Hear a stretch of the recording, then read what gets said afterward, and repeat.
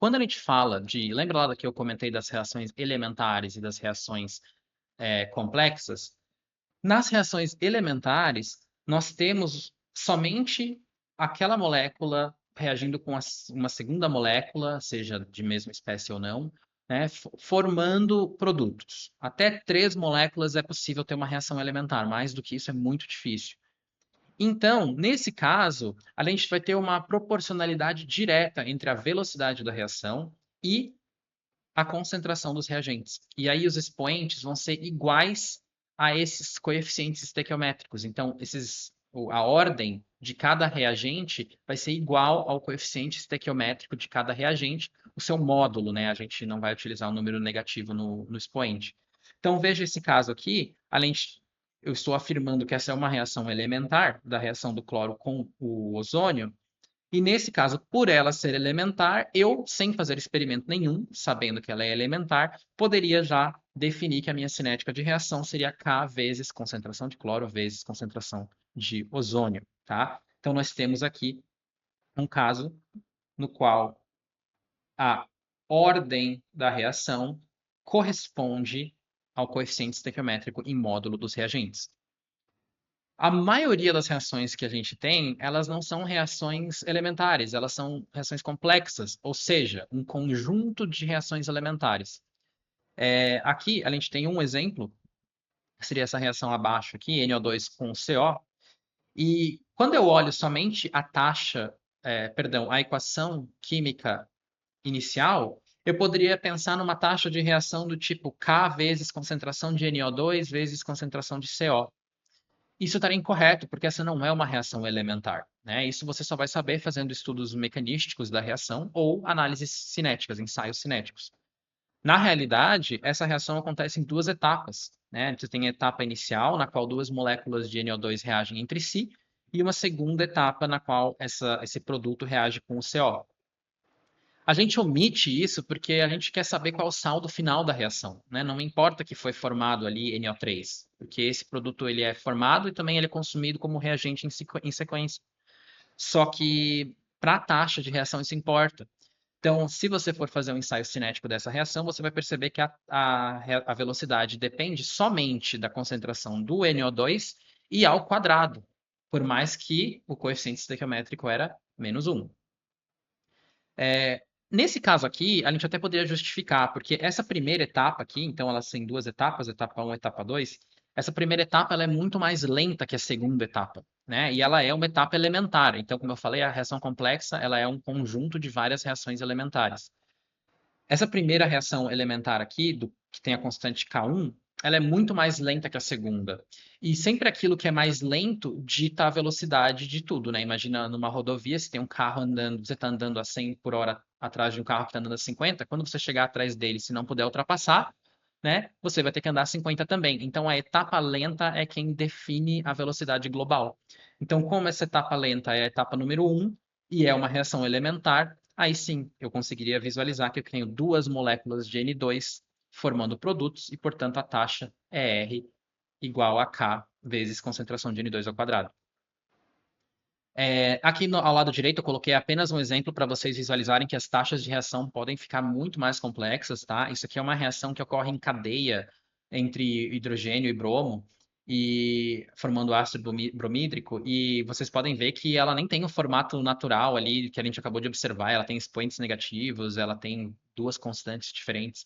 Então vocês podem ver que as reações elas podem ser complexas e a gente não pode partir do princípio que todas elas têm a mesma cinética de uma reação elementar. Então, aqui, nesse caso das reações complexas, coeficiente estequiométrico é diferente, ou possivelmente diferente, não é obrigatoriamente, mas possivelmente diferente da ordem daquele reagente, tá bom? Então, seguindo, agora nós vamos falar um pouquinho de como que eu posso calcular, né, enfim, experimentalmente definir esses expoentes, essa ordem que eu estou falando aí que depende dos mecanismos, mas existem maneiras experimentais também de eu definir. E muitos concursos gostam de cobrar essa parte, né? Porque é uma parte prática. Efetivamente, você pode ter uma reação desconhecida que você quer descobrir a ordem dela para fazer cálculos cinéticos. Então, um método bastante comum tanto de se fazer como de se cobrar em provas, por ele ser um pouco mais simples matematicamente, não dá tanto trabalho, é o método das velocidades iniciais. Então, como que ele funciona? Se a gente pensar numa reação hipotética de A reagindo com B, a gente sabe que a taxa de consumo de A é igual ao coeficiente estequiométrico de A vezes a velocidade da reação. E eu sei, então, que a velocidade de reação, se eu passar esse coeficiente estequiométrico dividindo lá, ela vai ser definida como 1 sobre coeficiente estequiométrico de A vezes a variação da concentração de A no tempo. Aqui estou considerando volume constante, tá bom? Se eu conseguir o meu objetivo aqui é descobrir a ordem da reação, certo? Então eu teria que utilizar um modelo cinético de K vezes Ca elevado a N vezes Cb elevado a Nb, e tentar achar esse N. Esses N's é o que eu estou procurando. Só que eu não consigo medir a derivada da concentração em relação ao tempo no experimento. Eu consigo medir a concentração e o tempo, né? Eu consigo medir a concentração e eu tenho ali um relógio para medir quanto tempo que passou entre uma medição e outra. A derivada não é tão simples. Então, eu vou aproximar nesse método a derivada de uma variação da concentração no tempo. Então, em vez de usar o dCA/dt, eu uso o ΔCA/ΔT, que no seu limite, quando o ΔT tende a zero, se igualaria a essa variação instantânea, né, que é a derivada. Então, a gente fica com esse lado direito da equação, que nos interessa no momento, que é a variação da concentração de A em relação ao tempo dividido pelo coeficiente estequiométrico, que eu possivelmente conheço da reação em si, é igual a K vezes Ca elevado a um certo expoente que eu quero descobrir, vezes Cb elevado também ao seu respectivo expoente. Então, qual que é a ideia aqui? A ideia é que eu vou fazer ensaios diferentes, de experimentos diferentes, com concentrações de reagentes diferentes para um reagente específico e vou manter a concentração do outro reagente fixa. Então, imagina que eu tenha essa reação para fazer. Eu vou fazer a reação primeiro, vou colocar uma concentração de B fixa e vou colocar um tanto de A que eu medi. Aí eu meço as concentrações e meço como que ela varia com o tempo. Aí eu pego e faço um novo experimento no qual eu coloco a mesma concentração de B que eu coloquei no primeiro, agora com uma concentração diferente de A. E eu vejo qual foi o impacto que essa mudança na concentração de A teve na minha velocidade de reação. Como que eu calculei a velocidade da reação? Através desse ΔCA por ΔT. Tá? E aí eu vou ter justamente esse jogo entre mudei a concentração de um reagente apenas, qual foi o efeito dele na minha taxa, na minha velocidade de reação. Contanto que a temperatura fique constante, porque daí eu não mexo no valor do K, isso vai me resultar em uma maneira de calcular o N. Então, como que isso fica matematicamente? Eu fico com experimento número 1, né? Então, coloquei aqui R1. Vai ser 1 sobre NA ΔCA ΔT, então uma aproximação, vai ser igual a K, que é constante, vezes a concentração que eu escolhi de A, vezes uma concentração CB0 fixa de B. E a mesma coisa para o meu segundo experimento, R2, só que agora o meu CA é diferente, eu tenho CA2 e uma concentração fixa de B.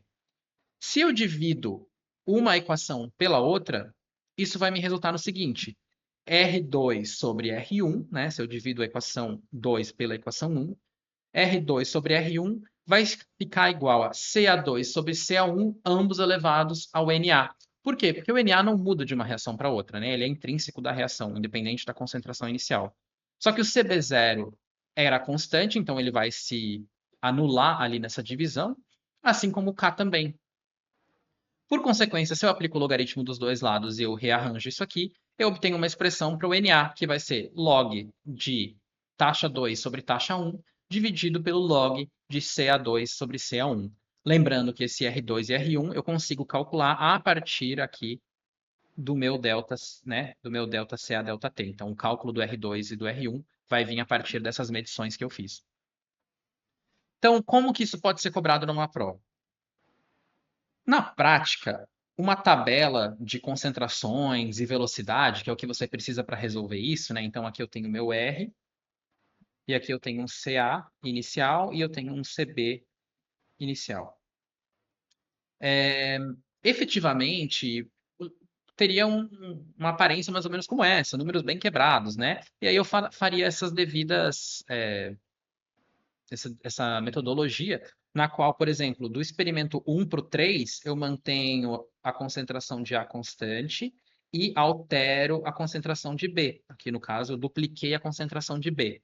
E vejo qual é o efeito aqui na minha velocidade de reação. Aí eu aplico a fórmula, calculo os logaritmos e vejo qual foi o expoente que vai ser resultante. Nos experimentos 1 e 2, eu alterei aqui a concentração de A. Vejam que não é um múltiplo, né? Eu saí de 1,15 para 1,72. Isso é normal. E mantive a concentração de B. E aí eu vou e vejo o que aconteceu nessa mudança com a velocidade da reação. Por mais que esse seja o cenário mais realista, né, frente a um experimento, na prática, nas provas, você não vai receber esse monte de número quebrado, porque na prova você não vai nem ter calculadora em muitos casos para poder resolver. Então, o que as provas fazem? Elas dão tabelas com números bonitos, números inteiros, e aí fica muito mais fácil a nossa vida. Veja só, se eu tivesse essa tabelinha na prova e tivesse que determinar qual é a taxa, né, a lei de velocidade para essa reação, eu sei que se eu tenho reagente A e B, eu espero uma velocidade do tipo R igual a K vezes CA elevado a NA vezes CB elevado a NB. Então, agora eu vou observar o que acontece com a taxa quando eu vario a concentração de um reagente ou de outro. Então, no experimento 1 para o 2, eu mantive, né, a concentração de A fixa e dupliquei a concentração de B. Quando eu fiz isso, quando eu dupliquei a concentração de B, veja só o que aconteceu com a taxa. Duplicou, né? Eu dupliquei a velocidade da reação. Isso me indica que a proporcionalidade, né, que a dependência da velocidade em relação ao CB é de expoente 1. Quando eu duplico de um lado, duplico do outro. Eu não preciso calcular, poderia, lógico, poderia usar essa fórmula para calcular o NB. Ficaria logaritmo de 6 por 3, que é 2, log 2 no numerador, e embaixo ficaria logaritmo de 4 por 2, que é 2, que é log 2. Então, log 2 dividido por log 2 é igual a 1. Então, mesmo sem utilizar essa fórmula que a gente obteve, eu consigo encontrar que a ordem da reação vale 1. Para o caso do reagente A, agora eu observo os experimentos 1 e 3. Então, se eu observar o 1 e o 3, eu vejo que a concentração de A dobrou, a concentração de B ficou constante. Então, eu consigo fazer justamente essa análise que a gente está fazendo. O que aconteceu com a taxa da reação? A taxa da reação saiu de 3 para 12. Então, ela multiplicou por 4 vezes. Então, 4 vezes maior. Posso utilizar a fórmula? Posso, mas na prova você quer fazer o mais rápido possível. Então, se foi de 3 para 12, multiplicou por 4. Quando multipliquei a concentração por 2, obviamente a dependência é quadrática. Então, o meu NA vai ser igual a 2. Tá? Se você substituir aqui na fórmula, você vai chegar na mesma resultado. Você vai ter log de 4 dividido por log de 2, que vale 2. Tá? Então, essa é a maneira rápida, e aí você rapidamente resolve a questão na prova que você estiver fazendo, tá bem? Uma outra maneira que a gente tem para determinar a ordem ela é mais fácil porque você não precisa fazer vários experimentos, como foi o caso anterior, que eu tive que fazer 3 experimentos, mas ela é basicamente para chutar e tentar acertar no chute, assim, digamos assim. Às vezes você tem já uma hipótese de qual pode ser a ordem daquela reação, então você faz um teste. A gente chama esse de método gráfico integral, tá? Existe método diferencial, existem outros métodos, gente, que tem na literatura, só que eles geralmente são bastante complexos. Então, para uma prova de concurso, não faz muito sentido pensar que seria cobrado, tá? Mas quem tiver curiosidade, fica à vontade para pesquisar mais sobre o assunto. Se agora eu quiser, então, determinar para uma reação, agora eu mudei, tá? Eu vou fazer uma reação aqui de A para produto, só para simplificar a nossa taxa de reação. Eu vou utilizar a definição do nosso R, que é 1 sobre NA dCA dt, e vou igualar isso, então, a essa taxa que eu estou definindo aqui nesse momento, que é uma taxa de ordem zero. Vou mostrar primeiro como ficaria para a ordem zero. Então, eu estou lá com uma reação, quero saber qual é a ordem, e não consigo fazer o método das velocidades iniciais, eu vou optar por esse método e vou chutar a ordem e ver se está certo ou não. Então, como que funcionaria? Eu viria aqui, utilizando a definição da velocidade de reação, e diria que isso, que é o R, vai ser igual a uma velocidade, uma taxa de reação de ordem zero. Significa que o expoente do A é zero. Então, vai ficar 1 e eu teria que a velocidade, então, só depende da constante K. Agora, eu consigo resolver essa equação diferencial, certo? Eu faço separação de variáveis, então eu jogo dt para um lado e dca fica do outro lado, e aí eu integro. Então, fazendo a separação aqui de variáveis, eu vou obter dca de um lado é igual a NiA K dt. Tá bem? Agora eu integro ambos os lados dessa equação. Então eu posso integrar isso aqui saindo de um CA0, que é a concentração inicial de A, até um determinado CA, igual a NiAK, que são constantes, então já vou deixá-las fora da integral, de 0 até t de dt.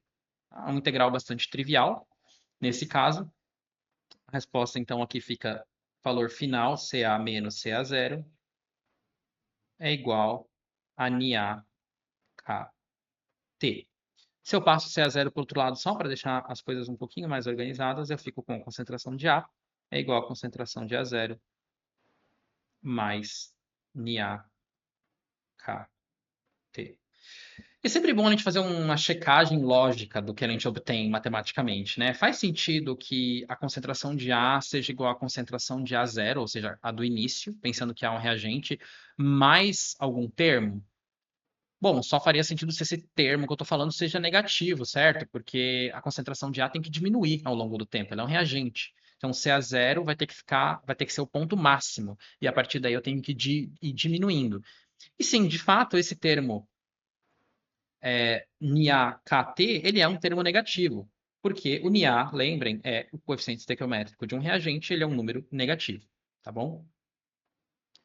Como que ficaria se eu fosse plotar um gráfico, então, de uma reação de ordem zero? Ele ficaria, eu teria aqui o gráfico, eu faria num eixo a concentração de A, no outro eixo o tempo, e aí agora eu ploto uma curva teórica de uma reação de grau zero. Eu parto, então, do coeficiente linear no t igual a zero, que seria a minha concentração CA0, que é a maior concentração que eu tenho no meu sistema de A. E aí eu tenho uma reta, então. Essa reta não ficou muito reta, né? Uma reta com uma inclinação negativa, justamente porque o CA está diminuindo com o tempo, cujo coeficiente angular dessa reta, nós temos aqui pela equação, vai valer NiA vezes K.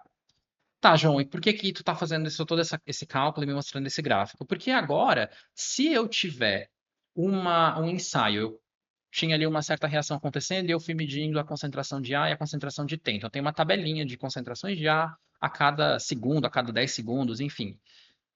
Eu posso pegar esses dados, plotar num gráfico CA por T e ver se eles dão uma reta, certo? Se esses gráficos me derem uma reta, eu tenho uma previsão, se a regressão linear ali tiver uma boa, né, tiver um bom coeficiente ali, eu posso então concluir que é uma reação de grau zero e consigo até calcular para aquela temperatura da reação qual que foi a constante de velocidade K,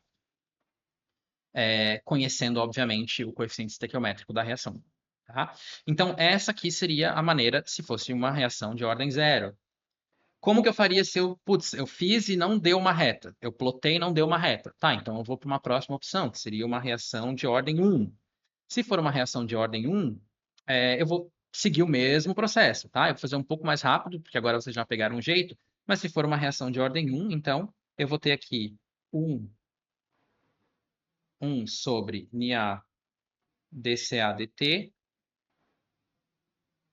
é igual a o nosso R, KCA. Agora eu tenho o CA, que faz parte da lei de velocidade. Ao fazer a separação de variáveis aqui, nós vamos obter as seguintes integrais. A integral de dCA sobre CA, de CA0 até CA, que vai ser igual à integral de NaK dt de 0 até t. Né? O resultado dessa integral é o logaritmo do módulo de CA. Como CA é um número positivo, eu vou deixar o módulo de fora. Então, ficaria aqui logaritmo natural de CA menos ln de CA0, que vai ser igual a NaK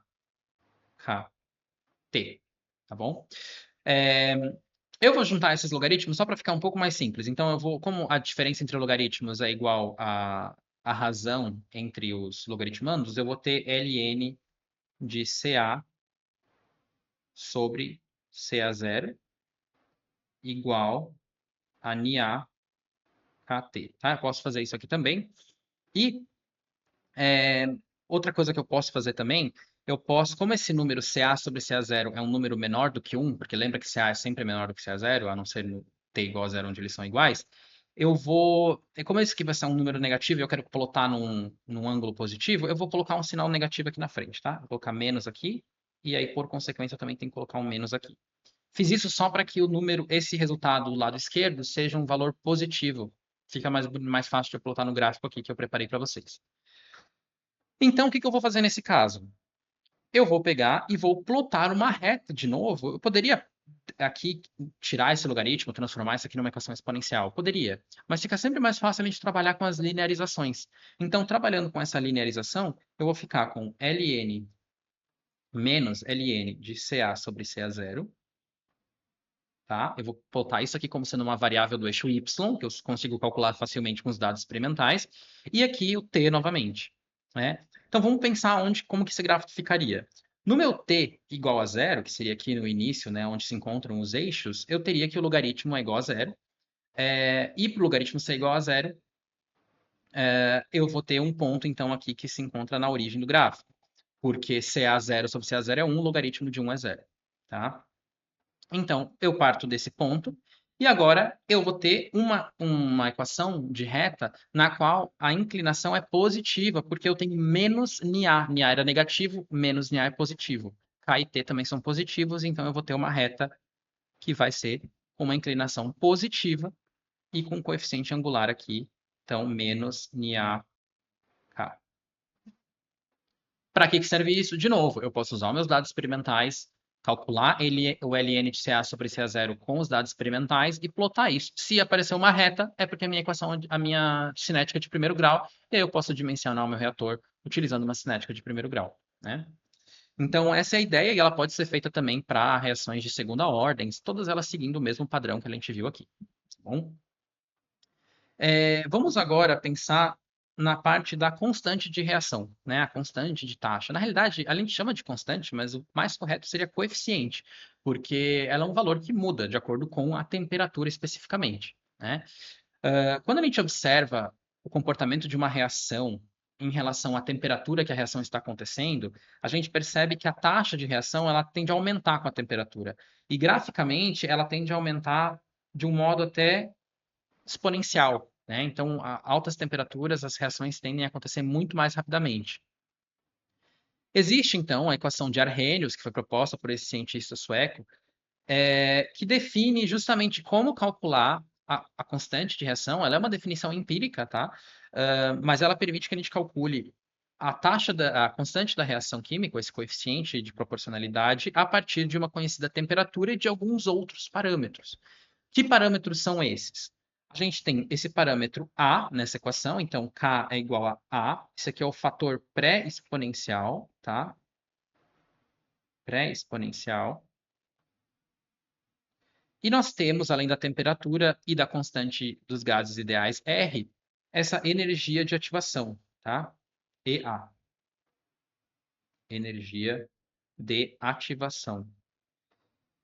E essa energia de ativação nada mais é do que uma barreira energética que se impõe dentro de uma reação química. Então, aqui nesse esquema energético do lado, a gente vê que partindo de alguns reagentes, por exemplo, A mais B, para chegar num produto C, o nível energético dessa combinação de A com B, ele tem que passar um morro, digamos assim, de energia que a gente define como sendo essa diferença justamente a energia de ativação, tá? É a energia para que, quando eles estão aqui já em processo de ligação, por exemplo, para formar o componente C, a espécie C, eles precisam atingir esse valor de energia para então conseguir de fato seguir a reação até a formação dos produtos.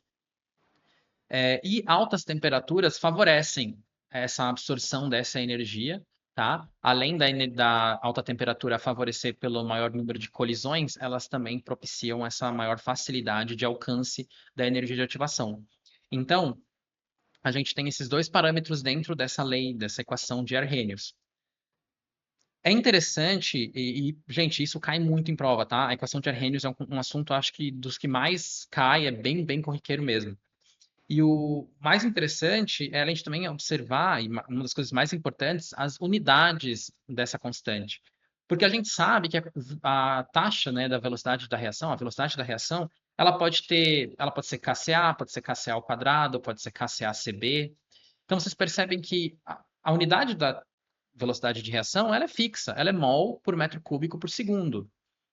A unidade da concentração é fixa, é mol por metro cúbico. Então, se eu tiver mol por metro cúbico vezes mol por metro cúbico ali, né, Ca ao quadrado, por exemplo, vai ficar mol ao quadrado por metro na sexta. Pô, então a minha constante K vai ter que compensar essas unidades. O que eu quero dizer com isso? Que a constante K, ela vai ter uma unidade que depende da ordem da reação. Então, olha aqui embaixo, a gente tem R tem uma unidade fixa. Concentração tem uma unidade fixa. Só que a ordem da reação pode variar. Então, se eu divido o meu R pela concentração elevado à ordem total, que é o Na mais o Nb, mas enfim, todos os possíveis Ns, eu vou obter R sobre Ci na N. E aí, a unidade disso aqui é mol por metro cúbico, tudo elevado a 1 menos N, ordem total da reação, vezes 1 sobre segundo. Então, o fator temporal, que é o segundo, ele sempre vai ter ordem 1 na constante de reação. Vai ser sempre 1 sobre segundo, tá? Mas tem essa questão do mol por metro cúbico elevado a um expoente negativo, eventualmente, justamente para compensar todas aquelas outras concentrações que estão sendo multiplicadas. Então, se N for 1, por exemplo, no caso K vezes Ca, substituindo N aqui como sendo 1, fica 1 menos 1. 1 menos 1 dá 0. Então, aqui, esse termo todo daria 0. E a unidade do K seria 1 sobre segundo. Mas, e se eu tivesse, por exemplo, kCa ao quadrado? Se eu tivesse kCa ao quadrado, o meu N agora vale 2. 1 menos 2 dá menos 1. Então, a unidade do meu K vai ser metro cúbico por mol, ou seja, é o inverso, justamente para compensar o quadrado, vezes 1 sobre segundo, tá? Então, a unidade do K, ela vai depender vai variar com a ordem da reação. E você pode literalmente definir qual é a ordem da reação olhando a unidade do K, se ela tiver sido fornecida, tá? É bem importante ficar ligado disso, porque muita gente esquece e acaba colocando a unidade do K como sendo 1 sobre segundo para quaisquer que sejam as ordens, e isso dá incongruências nas unidades, né? Agora, para a gente finalizar aqui, estamos quase acabando a aula, pessoal. Vamos falar um pouco sobre como que essa constante, então, aparece para a gente graficamente. Isso é outra coisa que cai muito, tá? A gente pode plotar esse gráfico do K igual a E na menos EA sobre RT num gráfico constante por temperatura. Ou seja, como que a temperatura nessa função afeta a taxa, né? Bom, a gente sabe que na temperatura igual a zero, digamos assim, que seria o zero absoluto, porque a gente está falando sempre da temperatura em Kelvin, tá? Bem importante também isso. A gente não tem movimento nenhum, né, das moléculas, então a gente não vai ter reação, o nosso K vai ter que ser zero. Matematicamente, a gente pode observar que se esse T aqui da equação tender a zero, esse expoente vai tender a um número muito grande negativo, certo? Vai tender a um número muito grande negativo. Por consequência, eu vou ter 1 sobre um número muito grande, que se aproxima de zero, certo? Então, qualquer número dividido por um número muito grande se aproxima de zero e, portanto, k também se aproxima de zero. Tá? Então, eu vou partir o meu gráfico aqui da origem, por mais que eu não consiga chegar bem na origem. A partir daí, com a temperatura subindo, como nós já conversamos, a tendência é que a velocidade da reação aumente, porque o K vai aumentar. E vai chegar um ponto, numa certa temperatura lá muito alta, que em termos práticos a gente nem alcança ela, tá? Mas a gente está falando aqui também um pouco teórico, no qual esse gráfico vai chegar num ponto assintótico. E ele, basicamente, você pode continuar aumentando a temperatura, que você não vai mais aumentar a velocidade da reação. A gente vê isso também se a gente observar aqui a equação novamente. Se agora eu pensar que o t é um número muito grande, esse expoente aqui do e, né, da do nossa função exponencial, vai ser um número muito pequeno. Então, e elevado a zero, ou praticamente zero, vai ser praticamente 1. Então, o meu k vai obter seu valor máximo. Seu valor máximo é a, o fator pré-exponencial. Então, a nossa assíntota aqui é justamente o valor de a, tá? Que é um valor bem grande, um expoente bem grande sempre, quando a gente recebe esse valor. Tá? Então, esse é o gráfico real da constante da velocidade de reação. Mais fácil de trabalhar do que esse gráfico, com inflexões, enfim, é linearizar a curva. E linearizar uma função exponencial é aplicar logaritmo.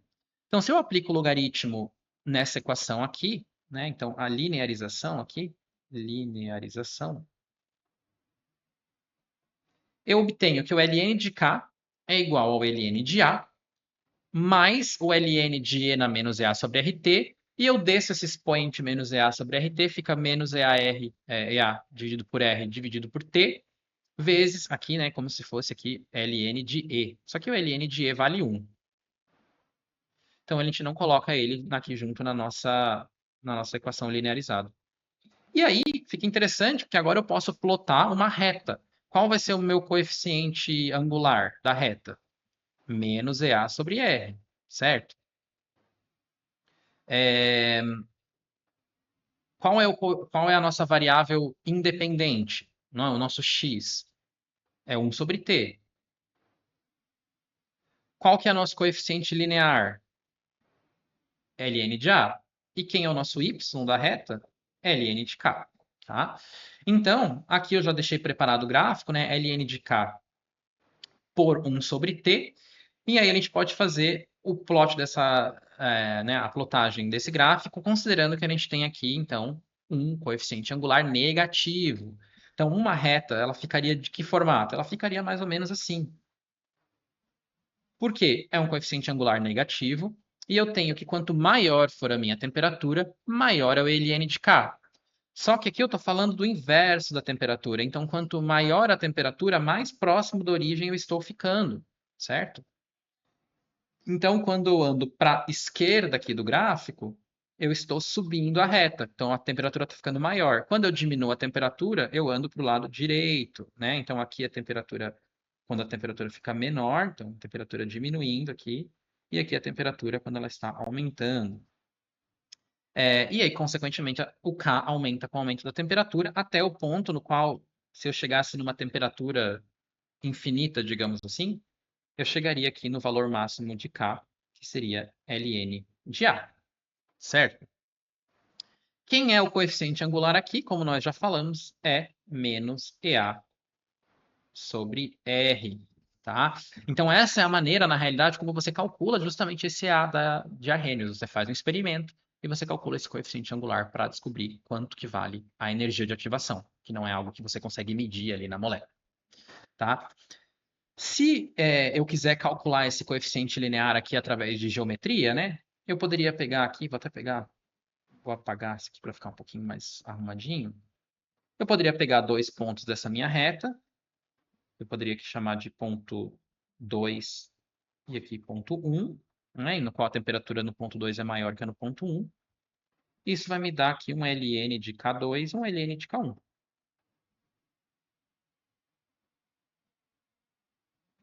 E aí, matemática, coeficiente angular, menos EA sobre R, é igual à diferença entre os y, né? ln de K2 menos ln de K1, e a diferença entre os x, 1 sobre T2 menos 1 sobre T1, tá? Isso aqui só o cálculo do coeficiente angular a partir de 2 pontos de uma reta.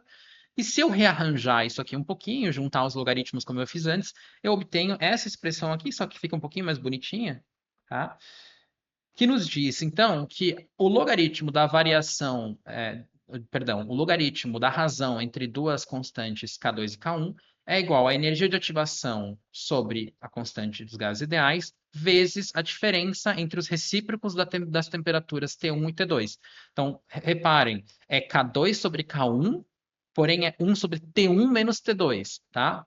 Porque a gente trocou aqui, eu troquei um sinal de negativo para tudo ficar positivo, tem que ter cuidado. Então, qual que é o ideal na hora da prova? Pega a linearização, que é o que a gente fez aqui em cima,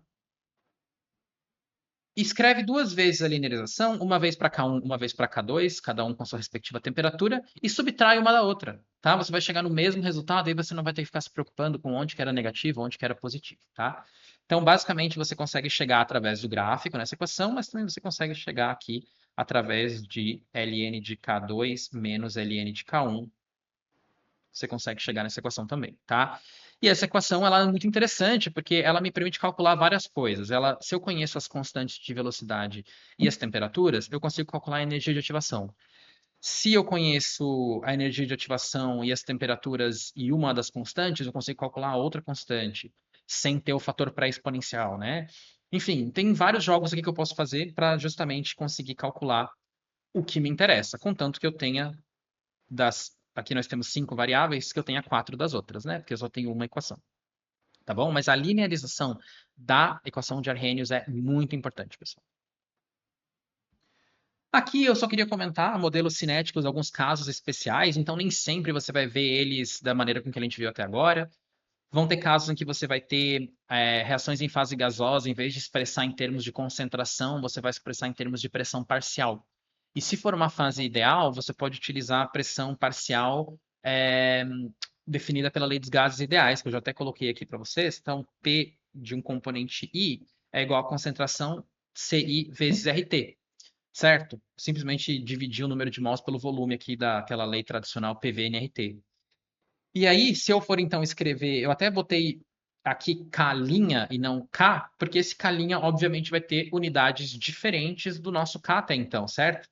Essa taxa continua sendo mol por litro ou metro cúbico, enfim, por segundo. E agora eu tenho pressões se multiplicando aqui, né? Então, Pascal aqui teria Pascal ao quadrado. Então, obviamente, a unidade do K vai ter que mudar. Se a gente pensar que uma equação normalmente teria a expressão KCA/CB, eu posso agora utilizar a lei dos gases ideais para substituir essas concentrações por funções da pressão. Então, ficaria K vezes PA sobre RT vezes PB sobre RT, certo? E aí, eu teria K dividido por RT ao quadrado, né? São todas constantes aqui. PA, PB. E esse K sobre RT ao quadrado é justamente aqui quem eu estou chamando de K', né? E ele vai ter as unidades corretas, então, para fazer a conversão aqui de Pascal para mol por metro cúbico segundo, tá bom?